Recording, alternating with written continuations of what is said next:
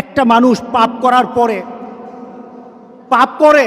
করার পর সে তৌবাটাকে লেন্দি করে, তৌবাটাকে সে দূরে সরিয়ে দেয়, মনে করে এখন না আরো পরে তৌবা করব, খালি পরে করতে থাকে, তার জন্য তৌবা নাই।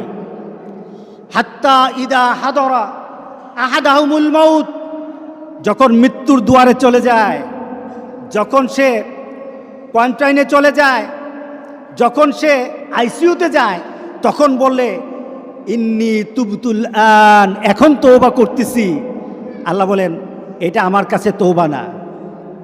যারা এইভাবে তওবা করে তাদের তওবা আল্লাহ বলেন লাইসাতিত তওবা, এটা তওবা নয়, এই তওবা আমি কবুল করি না। রাসূল সাল্লাল্লাহু আলাইহি সাল্লাম বলেছেন মা লাম ইয়াতাগারগির, যখন গড়গড় আরম্ভ হয়ে যাবে তখন আর তওবা কারো কবুল করা হবে